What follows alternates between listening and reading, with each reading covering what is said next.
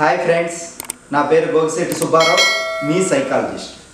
ఇవాళ మనం single child అంటే ఫ్యామిలీలో ఒక పాప ఒక బాబు ఎవరో ఒకళ్ళు మాత్రమే ఉండటం వలన వచ్చే మార్పులేంటి, ఆ పిల్లల్లో వచ్చే మార్పులేంటి, పిల్లలు ఫేస్ చేసే ప్రాబ్లమ్స్ ఏంటి, ఆ పిల్లల వలన పేరెంట్స్ ఫేస్ చేసే ప్రాబ్లమ్స్ ఏంటి అనేది తెలుసుకుందాం. ఎందుకంటే ఎప్పుడైనా ఇద్దరు కానీ ముగ్గురు కానీ పిల్లలు ఉన్నప్పుడు వాళ్ళల్లో ఒకరికొకరు కలిసి ఆడుకోవటం కానీ, కలిసి షేర్ చేసుకోవడం కానీ, sharing and caring and adjustment comparison, ఇవన్నీ కూడా వాళ్ళలో చిన్నప్పటి నుంచే అలవడుతూ ఉంటాయి. ఇద్దరు ముగ్గురు నలుగురు అట్లా పిల్లలు ఉన్నప్పుడు, ఒకళ్ళకి మించి ఇద్దరు ఉన్నప్పుడు ఆటోమేటిక్గా వాళ్ళల్లో చేంజెస్ కానీ, షేరింగ్ కానీ, అడ్జస్ట్మెంట్లు కానీ, అండర్స్టాండింగ్లు కానీ, ఇలాంటివన్నీ చిన్నప్పటి నుంచే ఇంట్లోనే అలవరుస్తూ ఉంటాయి అన్నమాట. ఇంట్లోనే వాళ్ళకి నేర్చుకుంటూ ఉంటారు, ఇంట్లోనే అలాంటి బిహేవియర్ నేర్చుకుంటూ ఉంటారు. ఇప్పుడు సింగిల్ చైల్డ్ అన్నప్పుడు అది పాప అవ్వచ్చు, బాబు అవ్వచ్చు, సింగిల్ చైల్డ్ అనేది వాళ్ళ వ్యక్తిగత విషయం అయి ఉండొచ్చు. ఎందుకంటే జాబ్ లేదనో, సంపాదన లేదనో, మనీ తక్కువ ఉందనో, సపోర్ట్ లేదనో, మనం పెంచలేమనో, ఇట్లా ఏదో ఒక రకరకాల వాళ్ళ పర్సనల్ కారణాలు ఉండొచ్చు. కానీ ఆ సింగిల్ పేరెంట్కి ఆ సింగిల్ చైల్డ్ వలన, ఆ సింగిల్ చైల్డ్కి ఇంట్లో ఒక్కటే ఉండటం వలన, ఒక బాబు పాప ఒక్కళ్ళే ఉండటం వలన ఇంట్లో వాళ్ళకి టైంపాస్ అనేది చాలా తగ్గిపోయి వస్తువులపైన వేరే దానిపైన టైం ఎక్కువ స్పెండ్ చేస్తూ ఉంటారు. ఎమోషనల్ కేరింగ్ అనేది, ఎమోషనల్ అడ్జస్ట్మెంట్ అనేది చాలా ఉండదన్నమాట, అసలు ఉండదు అది వాళ్ళకి. ఎందుకంటే ఇంకొక పిల్లలు ఉండరు కాబట్టి, చిన్న పిల్లలు ఉండరు, పెద్దవాళ్ళు ఉండరు, అక్క ఉండదు, తమ్ముడు ఉండడు, అన్న ఉండడు, చెల్లి ఉండదు, ఏది ఉండదు. కాబట్టి వాళ్ళకి ఆ ఇంట్లో ఎక్కువ టైం ఏదో కావాలన్నా, ఈ రిలేషన్ ఏది కావాలన్నా బయట వాళ్ళ కజిన్స్ రిలేషన్స్ ఇలాంటివన్నీ ఉంటాయి. కానీ మన ఇంట్లో మాత్రం అలాంటివి అందకపోవటం వలన వాళ్ళల్లో సుపీరియారిటీ కాంప్లెక్స్ ఎప్పుడు పెరిగిపోతూ ఉంది. అంటే ఏది చెప్పినా వాళ్ళు ఏది కావాలంటే అది మనం ఇవ్వాల్సిందే, వాళ్ళు ఏది కోరుకుంటే అది ఇవ్వనప్పుడు వాళ్ళు మారం చేసి, గారం చేసి, రకరకాల మొండిగా ప్రవర్తించైనా కానీ వాళ్ళు సాధించుకుంటారు అన్నమాట.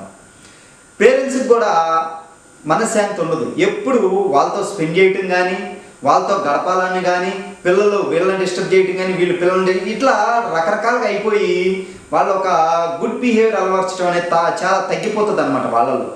అదే ఇద్దరు ఉన్నప్పుడు ఏంటి, ఒకరోజు చెల్లికి ఇవ్వమ్మ, ఒకరోజు నువ్వు ఆడుకో, ఒకరోజు నువ్వు ఆడుకో, ఒకరోజు వాళ్ళు ఆడుకో, అట్లా అడ్జస్ట్.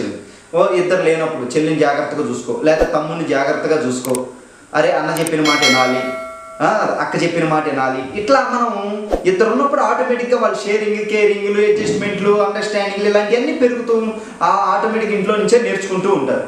అది లేనప్పుడు వాళ్ళల్లో అసలు ఈ కేరింగ్ షేరింగ్ తెలియక ఏది అడిగితే అది కావాలి, మొండిగా ఆత్మవిశ్వాసంతో, ఎక్కువ ఆత్మవిశ్వాసంతో, సుపీరియారిటీ కాంప్లెక్స్ ఎక్కువగా ఉండటం వలన వాళ్ళల్లో అడ్జస్ట్మెంట్ ఉండక, బయట సమాజంలో వాళ్ళు ఎక్కువగా ఫ్రెండ్స్తో ఇమడలేక, ఇక్కడ తల్లిదండ్రులకి ప్రాబ్లం క్రియేట్ చేస్తూ, అక్కడ వాళ్ళు కూడా ప్రాబ్లమ్స్ ఫేస్ చేస్తూ ఎక్కువగా ఉంటాయి అన్నమాట ఈ ప్రాబ్లమ్స్ సింగిల్ చైల్డ్.